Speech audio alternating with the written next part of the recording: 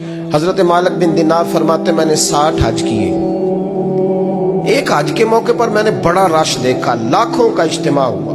कहते लाखों का मजमा था तो मेरे दिल में ख्याल आया, मैंने कहा अल्लाह इतने लोग आए हैं, इनका हज कबूल भी हुआ है कि नहीं। फरमाते मैं सोच रहा था तो रात को ना ख्वाब में मैंने किसी कहने वाले को कहते हुए सुना कि सबका कबूल हो गया।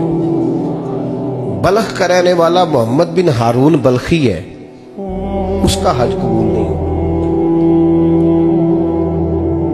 फरमाते शहरों के अलग-अलग खेमे लगते थे। अब भी आप हज करने जाएं तो पाकिस्तानियों की रिहायशें अलग होती हैं, इंडियन की अलग, बांग्लादेश की अलग, मिस्री यमनी सब लोग अलग-अलग रिहायशें होती, झंडे लगे होते हैं मुल्कों के। कहते मैंने सवेरे उठ के ढूंढना शुरू कर दिया, ढूंढता हूँ वो बंदा मिले।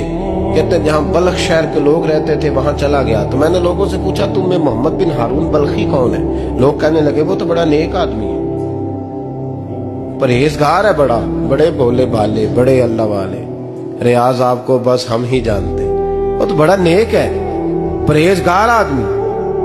मैंने कहा अच्छा कहाँ है। उन्होंने कहा पहाड़ के पीछे उसने खैमा लगाया हुआ है, सारी रात इबादत करता है, सारा दिन रोजा रखता है, कायमुल लैल है, साइमुद दहर है। क्या बात। फरमाते मैं उन लोगों की बात सुन के हैरान हो गया कि मुझे क्या बताया गया, ये क्या कह रहे हैं। फरमाते मैं पहाड़ के पीछे गया। हजरत मालिक बिन दिनार अलैहि रहमा फरमाते हैं जब मैं वहां पहुंचा तो मैंने उस शख्स को मुसल्ले पे बैठे देखा। कसरत इबादत के आसार उसके वजूद पर नजर आ रहे, सीधा बाजू उसका कटा हुआ था। फरमाते 2 रकते मुकम्मल करके ना मैंने उसे अस्सलाम वालेकुम कहा तो मुझे कहने लगा वालेकुम सलाम, आप मालिक बिन दिनार हैं। मैंने कहा बड़ी इसकी फिरासत है। फरमाते फिर उसने ठंडी सांस ली, कहने लगा आपको ख्वाब आई होगी कि मेरा हज कबूल नहीं हुआ। फरमाते मुझ पर और बिजली गिरी कि क्या कह रहा।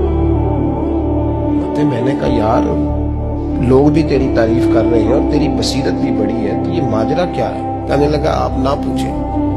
ये कह के उसने रोना शुरू किया, देर तक रोता रहा।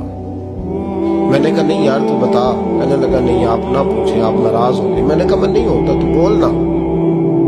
कहने लगा हुजूर 24 साल हो गए मुझे हज करते हुए, 24 साल, 24वां हज है मेरा, और हर साल कोई अल्लाह का वली आके बताता है कि जा चला जा तेरा कोई नहीं कबूल। बेपरवाही वेख सज्जन दी जिथे किसे दी पेश न जावे, उन्हें ताजा वाले दर दर रोले ते मंगते तख्त बिठावे। आजम किसे नु कारा मिलदा ही कोई काबे खाली आवे। कहते हैं उसने मुझे कहा हुजूर 24वां हज है, हर साल कोई बताता है। मैंने कहा तेरी गलती। कहने लगा मैं अपनी माँ का नाफरमान। मैंने कहा वाकया क्या हुआ। कहने लगा हजरत अल्लाह ने मुझे दौलत दी, माल दिया, जमीनें दी तो मैं अय्याश हो गया। इमाम मालिक बिन दिनार रहमतुल्लाह अलैह फरमाते हैं मुझसे कहने लगा पैसे आए तो मैं अय्याश हो गया।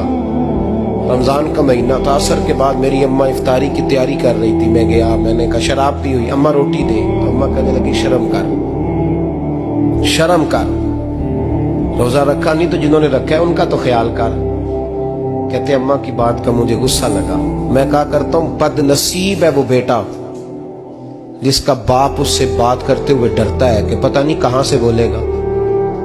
बदनसीब नहीं वो बेटा जिसकी माँ उससे बात करते हुए सहम जाती है कि पता नहीं कौन सी बोली बोलेगा। बदनसीब नहीं कि माँ बाप भी जिससे खोल के बात ना कर सके।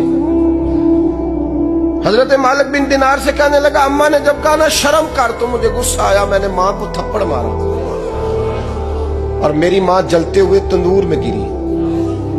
लोगों ने मुझे पकड़ के अंदर बंद कर दिया कमरे में। सारी रात मैं शोर सुनता रहा पर नशे में धुत रहा। सवेरे आंख खुली तो मेरी बीवी बैग बांध रही थी। मैंने कहा कहाँ जा रही हो। कहने लगी जो माँ का नहीं बना मेरा कैसे बनेगा। मैंने कहा मेरी अम्मा का वो तो लोगों ने रात को ही दफन कर दी जनाजा पढ़ के। तड़प के कहने लगा मुझे क्यों नहीं बताया। तो कहते हैं लोग कहने लगे तेरी मरती हुई माँ कह गई थी इसे मेरा मुंह ना देखने देना, मेरे जनाजे के करीब ना आए। हजरत मालिक बिन दिनार फरमाते हैं जब उसने ये बात सुनाई तो मैंने भी उसके मुंह पे थप्पड़ मारा। میں نے کہا تو اسی قابل ہے.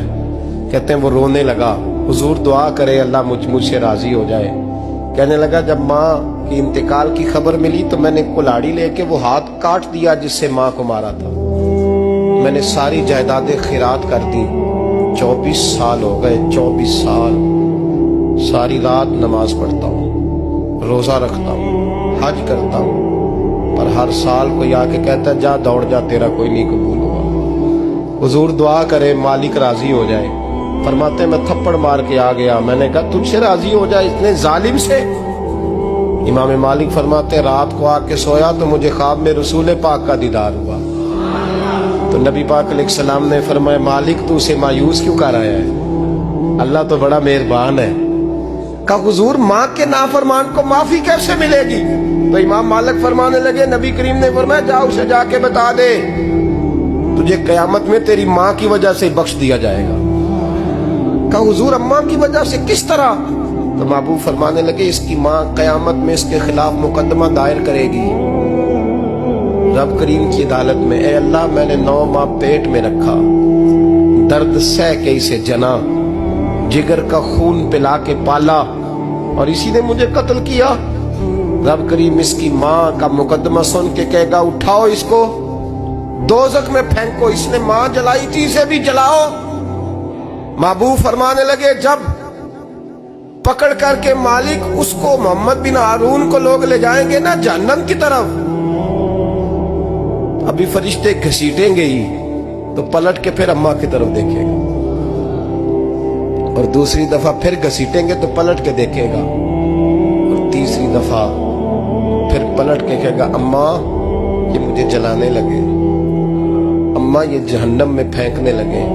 میرے حبیب فرمانے لگے وہ جل کے مرنے والی ماں وہاں بھی بول پڑے گی, کہے گی یا اللہ چل میں نے معاف کیا تو بھی معاف کر دے, اے اللہ میں نے معاف کیا تو بھی معاف کر دے, اللہ تو معاف کر دے اسے.